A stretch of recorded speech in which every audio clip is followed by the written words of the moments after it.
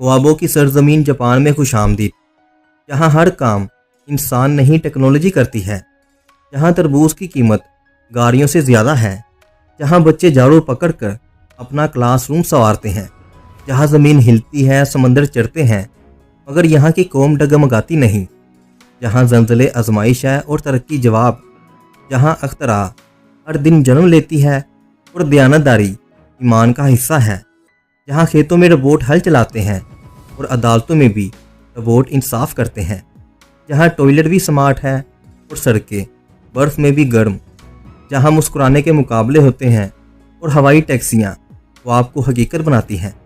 आइए चलिए उस सरजमीन की सैर पर, जहाँ चढ़ते सूरज हर दिन नई उम्मीद की किरण बनकर निकलता है। तैयार हो जाए एक ऐसे सफ़र के लिए जो आपके दिमाग को हिला कर रख देगा और दिल को साथ देने पर मजबूर कर देगा। लेकिन वीडियो में आगे बढ़ने से पहले अगर आपको ऐसी मालूमाती और दिलचस्प वीडियो पसंद है तो इस वीडियो को लाइक और चैनल को सब्सक्राइब ज़रूर कर लें। जापान, जिसे इजादात की माँ कहा जाता है, जहाँ हर दिन कोई नई चीज़ ईजाद होती है, जहाँ हर काम टेक्नोलॉजी से किया जाता है, इसे दुनिया की ईमानदार कौम भी कहा जाता है। और जापान के नाम का मतलब भी है सूरज निकलने की जगह, जहाँ आपको ऐसी दिमाग को हिला देने वाली चीज़ें मिलेंगी जो आप सोच भी ना सकें, जैसे बिल्डिंगों के बीच से रोड निकालना, कुदरती तौर पर खुदा के बनाए हुए फल और सब्जियों को उसी का अता किया हुआ दिमाग इस्तेमाल करके उसे डिफरेंट शेप देना, और फिर ज़लज़ले और समंदर की बड़ी बड़ी लहरों को सिर्फ अल्लाह का अज़ाब ना कहते हुए आजमाइश समझना और फिर इन अज़ाब से बचने के लिए काम करना। वाकई ही ये जापानीज़ कौम ही कर सकती है, क्योंकि जापान छोटे छोटे जजीरों से मिलकर बना है। इसका कुल एरिया तकरीबन 3,77,975 किलोमीटर है और इसके साथ ये दुनिया का 62वां बड़ा मुल्क है। 6 और 9 अगस्त 1945 को 2 एटॉमिक बम के वार सहते हुए भी ये दुनिया के सबसे ज़्यादा तरक्की याफ्ता ममालिक में शुमार होता है। जापान में स्कूल के बच्चे अपनी क्लासेस खुद साफ़ करते हैं। सोचिए, जहां दुनिया भर में सफाई के लिए मुलाजमीन रखे जाते हैं, जापान में बच्चे खुद अपनी क्लासें और बाथरूम साफ़ करते हैं, ताकि बचपन से ही जिम्मेदारी और खुददारी का जज्बा परवान चढ़े। क्या आपने कभी सोचा है कि अगर हम भी अपने बच्चों को यही तरबियत दें तो हमारा माशरा कैसे बदल सकता है? और जापान के बच्चों को 3 साल तक सिर्फ इखलाकियात पढ़ाई जाती हैं और सिर्फ डिसिप्लिन सिखाया जाता है, जिसकी वजह से उन्हें 3 साल तक फेल करना मुमकिन नहीं। जापान के रेस्टोरेंट में टिप देना बदतमीज़ी समझी जाती है, क्योंकि वो मानते हैं कि मियारी सर्विस इनका फ़र्ज़ है, कोई एहसान नहीं। सब्र करें, अगर दुनिया भर में हर कोई अपने काम को इबादत समझे तो दुनिया कितनी खूबसूरत हो जाए। जापान में कुत्तों के लिए भी होटल है। अगर आप जापान में अपने कुत्ते को कहीं छोड़कर जाना चाहते हैं तो यहाँ खसूसी होटल है, जहाँ कुत्तों को मुकम्मल लग्जरी सर्विस मिलती है। हैरानकुन बात यह है, वो जानवरों के साथ भी इंसानों जैसा मोहब्बत भरा सलूक करते हैं। जापान में आवारा कुत्ते बिल्लियाँ ना होने के बराबर हैं। जी हाँ, जापानी लोग अपनी सड़कों को इतना साफ सुथरा रखते हैं कि आपको इधर उधर घूमते जानवर ही नहीं नजर आएंगे। ये इनके शऊर और जिम्मेदारी की एक जिंदा मिसाल है। जापान में बचपन से ही जापानी बच्चों को ये सिखाया जाता है कि ज़िंदगी में गिरना कोई बुरी बात नहीं। असल बात यह है कि गिरने के बाद आपको उठने का हुनर आना चाहिए। अगर आप जापान में हैं और आपकी कोई कीमती चीज़ जैसे बटुआ या मोबाइल गिर जाए तो बहुत अमकान है कि कोई ना कोई ईमानदारी से आपको वापस दे देगा। जापान में छोटे घरों की बड़ी इज्जत है। यहाँ बड़े महलात नहीं, बल्कि छोटे, साफ़ सुथरे और आरामदेह घर ज़्यादा पसंद किए जाते हैं। अगर आप ऑफिस में सो जाएं तो आपको हैरत की निगाह से देखा जाता है, लेकिन अगर जापान में कोई दफ्तर में सोता हुआ नज़र आ जाए तो समझ आते हैं कि ये शख्स बहुत मेहनती है। ज़रा तसव्वुर करें, हमारे यहाँ काम पर नींद आए तो बॉस डांटता है, जापान में शाबाश देते हैं। और यहाँ दोपहर को रेस्ट करना ज़रूरी है, क्योंकि जापानीज़ ये मानते हैं अगर आप दोपहर को सो जाएं तो आपके काम करने की सलाहियत बढ़ जाती है। तरबूज जो आपको 80 से 100 रुपये किलो तक मिल जाते हैं, लेकिन जापान में आपको तरबूज की एक ऐसी शक्ल भी मिलेगी जो कार लेने से भी महंगी है, यानी 15 से 20 लाख तक। अब हम आपको जापान की टेक्नोलॉजी के हैरानकुन और दिमाग घुमा देने वाली ज़िंदगी में ले चलते हैं। सोचिए, जहां हम इंसानों से एलर्जी कहलवा रहे होते हैं, वहां जापान में होटल के दरवाजे पर आपका इस्तकबाल एक हंसता मुस्कुराता रोबोट से होता है।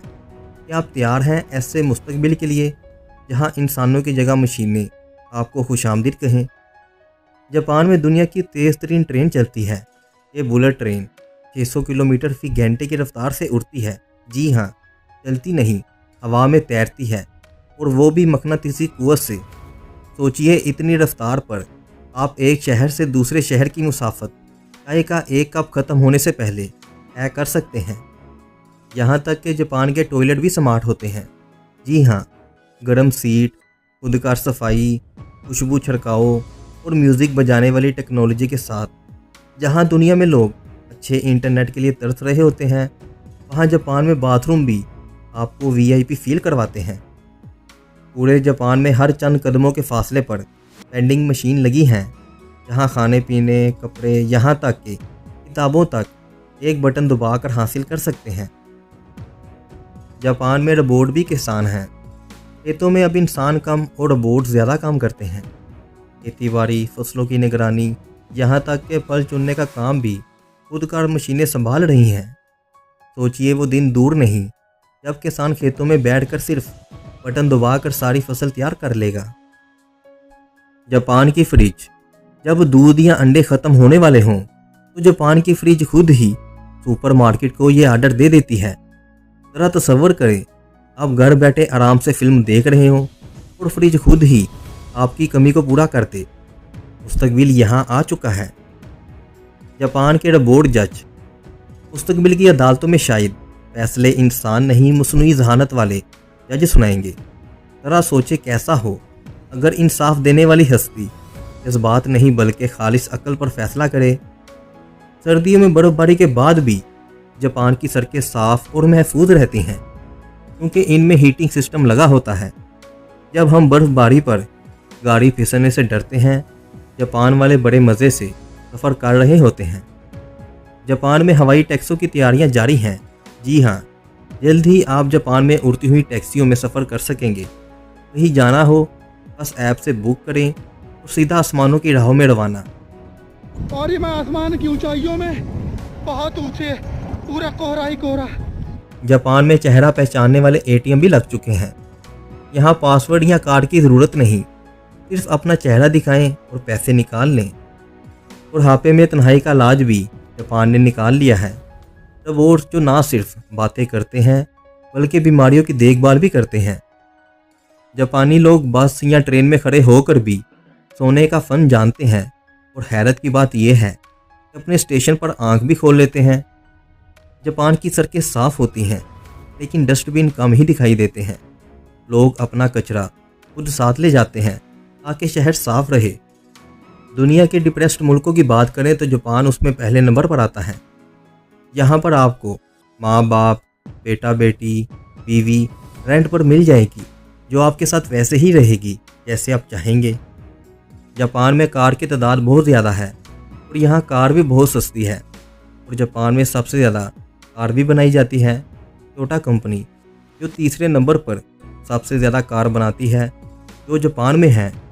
18 अगस्त 1937 में ये वजूद में आई और हर साल 10 मिलियन यानी 1 करोड़ कार्स को सेल करती है। और इसके अलावा होंडा और निसान भी जापान के मशहूर ब्रांड हैं।